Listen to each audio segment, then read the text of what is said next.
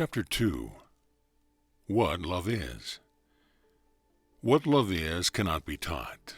It cannot be learned, but it can be recognized. Can you pass love by and not know that it is there? Oh yes, you do it constantly by choosing to see illusion rather than the truth. You cannot be taught love, but you can be taught to see love where it already exists. The body's eyes are not the eyes with which love can be recognized. Christ's vision is, for only Christ's vision beholds the face of God. While you look for a God with a physical form, you will not recognize God. Everything real is of God. Nothing unreal exists. Each person passing from this life to the next learns no great secret.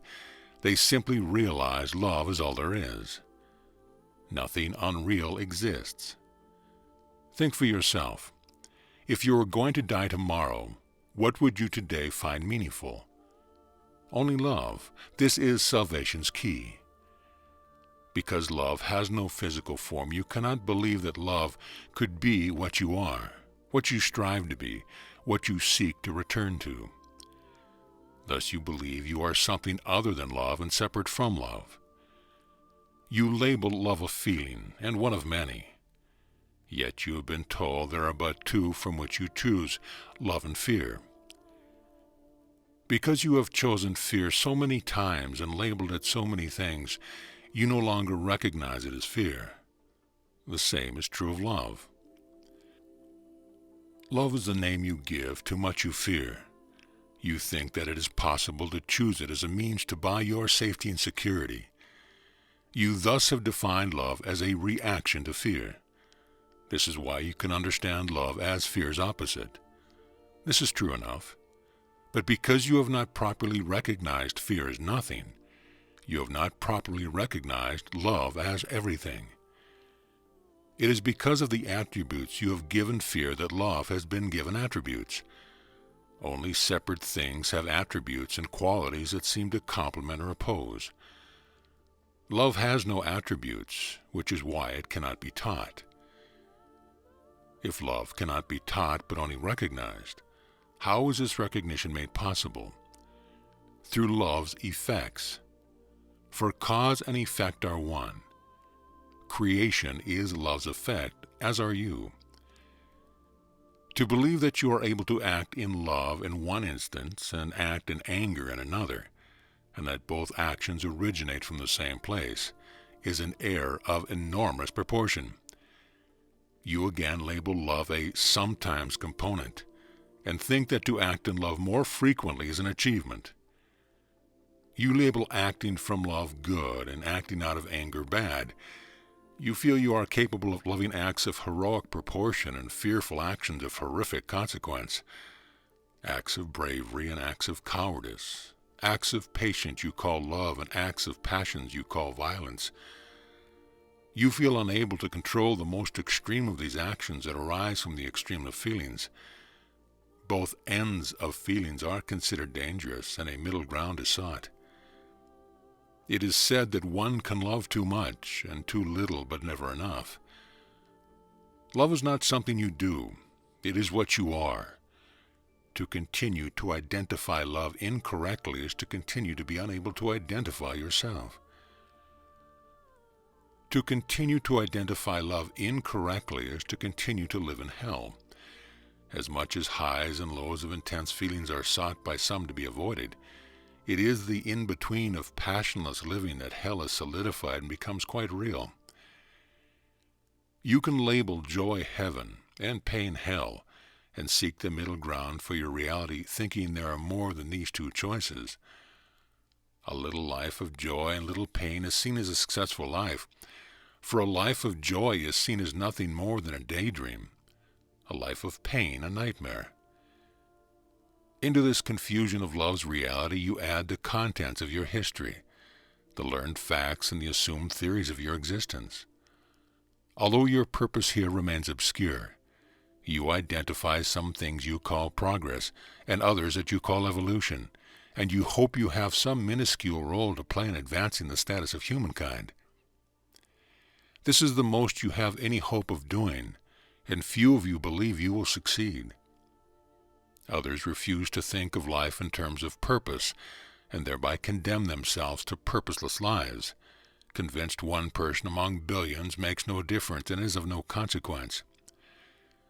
Still others put on blinders to the world and seek only to make their corner of it more safe and secure. Some shift from one option to the next, giving up on one and hoping the other will bring them some peace. To think that these are the only options available to creatures of a loving God is insane. Yet you believe that to think the opposite is true insanity. Given even your limited view of who you are, could this really be true? The insanity of your thought process and the world you perceive must be made known to you before you are willing to give it up. You do know this, and yet you constantly forget. This forgetting is the work of your ego. Your true self does not want to forget, and cannot for even the tiniest fraction of a second. It is precisely the inability of your true self to forget that gives you hope of learning to recognize love, and with that recognition, of ending the insanity you now perceive. Your real self is the Christ in you. How could it be anything but love, or see with eyes other than those of love? Would you expect any decent human being to look on a loveless world, on misery and despair, and not be moved? Think not that those who seem to add to the world's misery are any exception.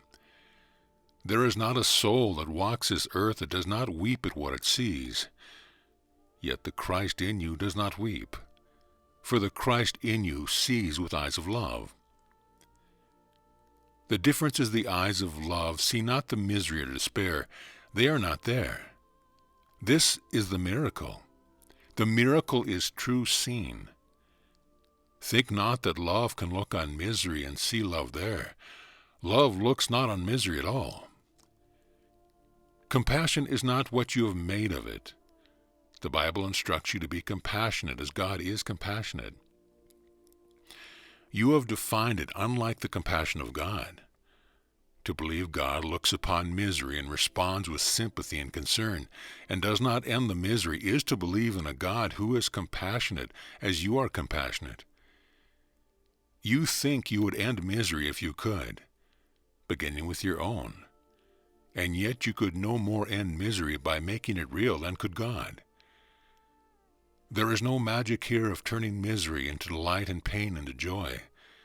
These acts would indeed be magic, an illusion on top of an illusion. You have but accepted illusion as the truth, and so seek other illusions to change what never was into something that never will be. To be compassionate as God is compassionate is to see as God sees. Again, I stress to you, this is not about looking upon misery and saying to yourself you see it not. I am not an advocate of heartlessness, but wholeheartedness. If you believe even the tiniest fraction of what is true, if you but believe you are a small part of God, no bigger than a pinprick of light in a daunting sun, you still cannot believe in the reality of misery and despair. If you do, you believe this is the state of God as well. And if this were true, what hopes would there be for misery's end? What light would there be in the universe that could end the darkness? Reverse this thought and see it makes any more sense than it did before. In this scenario, benevolent and loving God, who has extended his being into the creation of the universe, has somehow managed to extend what is not of him, to create what is unlike to his being in every way. Would even you attempt such folly? Would you conceive of the inconceivable? What answer then is left but you do not see reality for what it is? What benefit is left you to see incorrectly? What risk in attempting to see anew? What would a world without misery be but heaven? Look not to the figures from the past to show you the way beyond illusions to the present. Look within to the one in you who knows the way. Christ is within you, and you rest within God. I vowed to never leave you and to never leave you comfortless. The Holy Spirit has brought what comfort you would accept to your troubled mind. Now turn to me to comfort your troubled heart. You have not sufficiently reversed your thinking, or your heart would not still be troubled. The reversal has not occurred because you separate mind and heart and think you can involve one without involving the other. You believe that to know with your mind is a learning process that stands apart from all else that you are. Thus you can know without the knowing being who you are. You think you can love without love being who you are. Nothing stands apart from your being. Nothing stands alone. All your attempts to keep things separate are but a reenactment of the original separation, made to convince yourself that the separation actually occurred. You do not stand separate and alone. At these words your heart rejoices and your mind rebels. Your mind rebels because it is the stronghold of the ego. Your thought system is what has made the world you see. The ego is constant companion in its construction. Yet your mind too rejoiced in the learning of all the teachings that have brought you here, congratulating itself on a feat that brought it rest. It is from this rest that the heart begins to be heard. Just as the Holy Spirit can use what the ego has made, the ego can use what the mind has learned but is not integrated. Until you are what you have learned, you leave room for the ego's machinations. Once you are what you have learned, there is no room in which the ego can exist, and banished from the home you made for it, it slowly dies. Until this happen, the ego takes pride in what the mind has acquired, even under the greater peace and contentment offered by your learning. It can and does see itself as better and stronger and more capable of worldly success. It would use all you have learned for its own motivations and pat you on the back for your new abilities. Without your vigilance, it may even seem to have become stronger than before and fiercer in its criticism. It pretends to hold you to new standards, only to use what you have learned to increase your guilt. Thus it wins in daily battles and works for your final abdication, the day that you give up and admit defeat.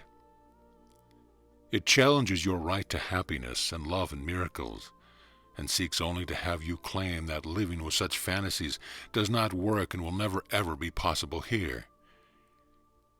Into this battlefield you have bravely marched. The war rages by day and by night, and you have grown weary. Your heart cries out for solace and does not go unheard. Help is here.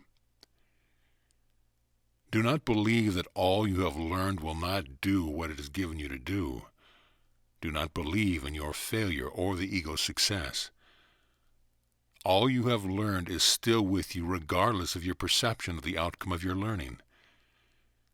Your perception of an outcome within your control is all that needs to change. Remember that cause and effect are one. What you want to learn, you cannot fail to learn. We will begin by working on the state of neutrality in which the war is no longer fought, the daily battle ceases. Who wins and who loses is not of concern to us here. Peace has not yet come, but the white flag of surrender has been waved and dropped upon a hallowed ground, where neutrality will for a short time reign before peace breaks out with glad rejoicing. There are no plunders to be treasured, no victors of this war. All that has been learned and learned again is that this is what you do not want. Freedom to return home, away from cries of agony, defeat and vainglory, is all that now is sought. A state of neutrality is where the return begins. Armies may not yet be marching home, but their preparation is underway.